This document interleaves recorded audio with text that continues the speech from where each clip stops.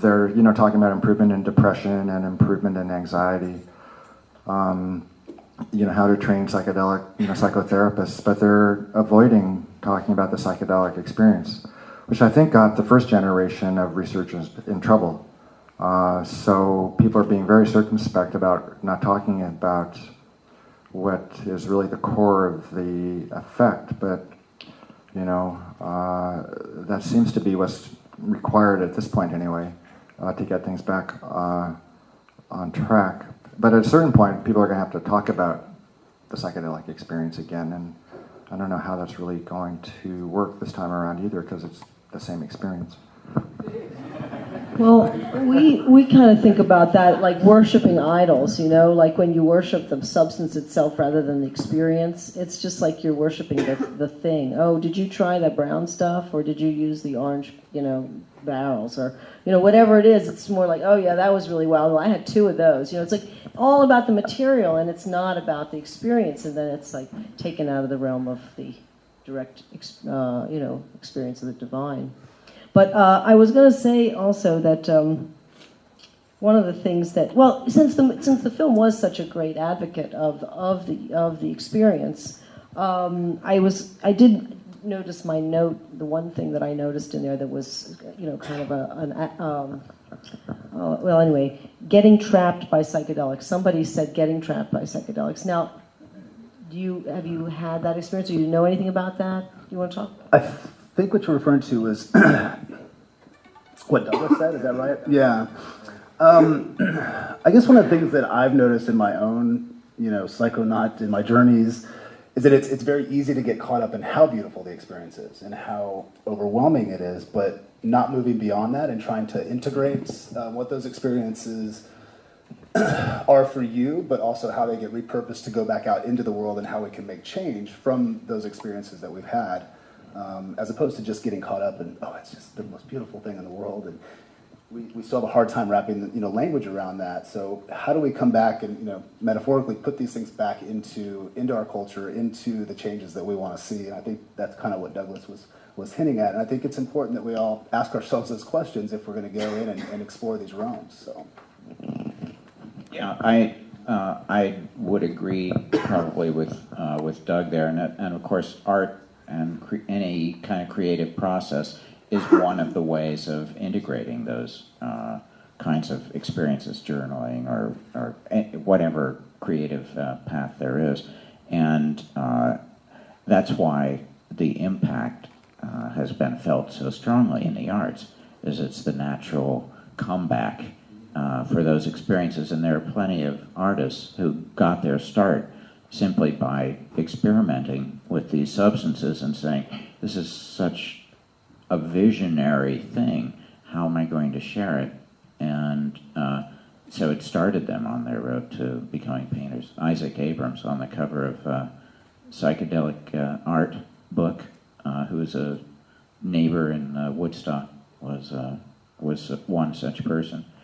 And to speak of the psychedelic...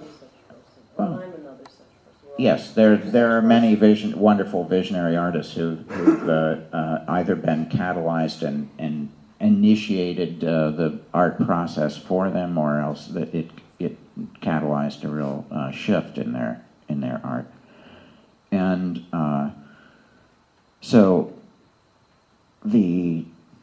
that's been one of the great mysteries that a lot of the visionary artists include. Many of the ones like Spot, and you featured a few moments from Jan Koenen's film there, and the ways of trying to depict these inner worlds that are the psychedelic experience. It's a visionary experience, and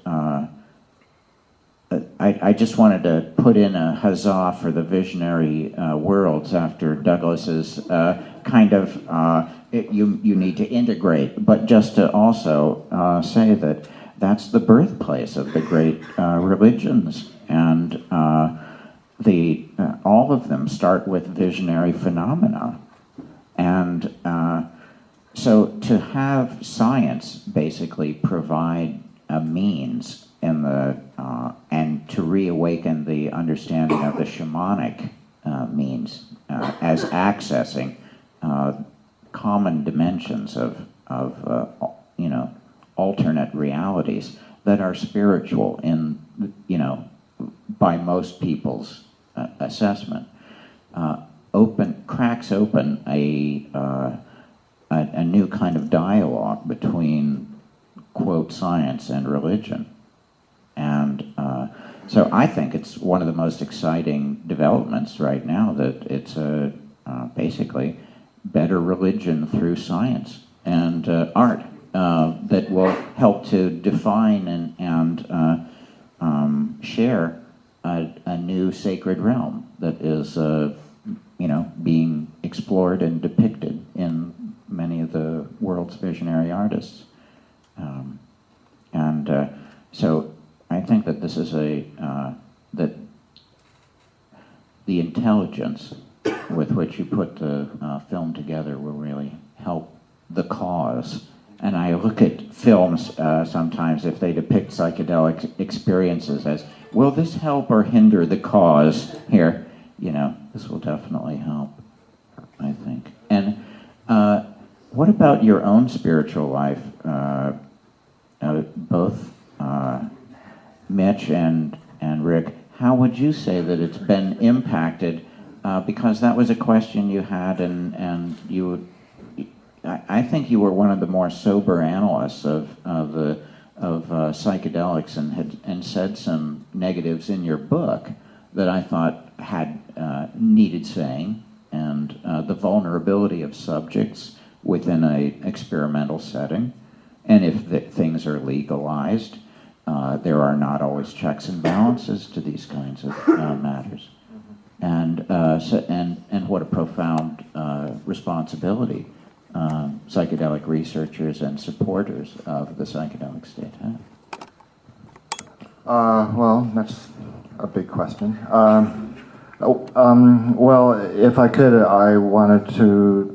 I was interested in returning to Doug's statement too, about psychedelics trapping you, and I'll then address the question that you just asked. I think the concept or the idea of being, sort of trapped by psychedelics, I suppose there's the possibility of becoming, I suppose, a psychedelic jihadist or psychedelic fundamentalist or something. You believe that you've got the truth, and you're just going to hammer anybody over the head who disagrees with you. I think that's really going to be involved in the development of any new models for the psychedelic experience that are going to have relevance for the West. The majority of the models, especially for the more interesting and far out spiritual elements of the psychedelic experience, have been shamanic or Eastern religious, especially the Buddhist.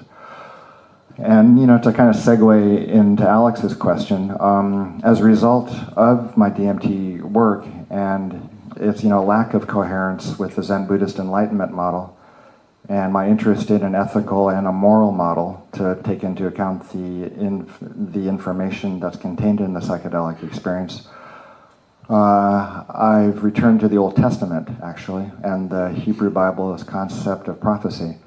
And so that's what I was talking about last night at Horizons, and man, the jaws dropped. It was like, the Hebrew God, and it's shamanic, and it's all one, and it's, the kinds of spiritual models that have been used for the last 20 or 30 years to explain that material. But I don't think those models take into account or are the most useful, models to apply to the psychedelic experience. So I think we have to be open-minded and start looking for other models or integrate old models with new models. So from the personal point of view, I've relearned biblical Hebrew, and I have been reading the medieval commentators on the text. I've become kind of a dusty archivist as a result of my DMT work. But it seems like a useful concept, and I think it has a lot of applicability. So, from becoming a psychedelic jihadist to being an open-minded psychedelicist, I think is going to take some courage and some open-mindedness.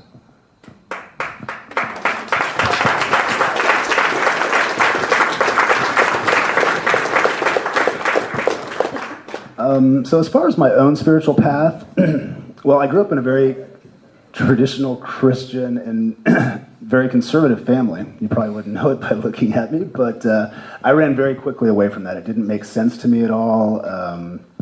I saw a lot of hypocrisy that was kind of built into that, and that pushed me away, but I'd always had a spiritual sense in me. It wasn't that I completely turned it away, but I knew that that wasn't for me. And I went on, I lived a pretty reckless life for a long time and felt like I knew what was going on, and this is the way it's going to be. But the DMT experience, the very first one, shattered that, and has landed me here, which is absolutely wonderful, but just caused me to realize the connectedness between everything. And that, when I started asking myself questions about what I want to do as an individual and be a better person, but it's also, how do we make those connections and manifest those to each other, and I think that's really just my spiritual path, is how do I get out there and share this, with people and try to do it in a responsible way, but share not only my development and my awakening, but, hope that others can share that as well. So it's really, that's I guess my spiritual path now, is just how to treat people, how to interact, how to look at the rest of the world with consciousness at all times, from the brick to the individuals in the room. So, yeah. Well, what is interesting about psychedelics is that they impact the way we see the world, and we see things differently after that, and you're forever changed, and so that's why this mystery of how we see the world and the different wisdom traditions that have been attuned to the same common thread of wisdom. I think that's the other reassuring thing about the psychedelic experience in general, is that it coincides with the perennial philosophy so well. And although you found a tension between yourself and the Zen community that you had been studying with when you took on the research. Oh, yeah. Yeah, well, I could address that. Yeah, I, just kind of jumped straight into the Old Testament stuff, but I had been, working with and studying with and spending a lot of time with the Zen community since my early 20s. And I think, as is typical of any contemporary, Western Buddhist community, the majority of the Anglo adepts there began with their first flash on LSD. That they perceived the possibility of another way of experiencing the world. And they turned to Buddhism as a model or as a religious system that they could, kind of live a life inspired by the psychedelic flash. And the monks and I were all about the same age, in our early 20s, and we grew up together. I was married at the monastery, started a meditation group up in Northern California that I think is still in existence. But at a certain point, the rubber hit the road, and I started writing about the DMT experience within the context of Buddhist practice. And by that time, we were all in our 40s, and I was at the university. And, those guys were senior monks with their purple robes. And, there is some competition among the senior monks for the bequeathal of, the mantle of the community as the master was dying. And all of that was happening at around the same time that I was starting to write about DMT and Zen Buddhist practice. And so the community, probably over 90% of which became Buddhist because of LSD, then said, well, there's no relationship between LSD and Buddhism, and that's heretical and almost delusional.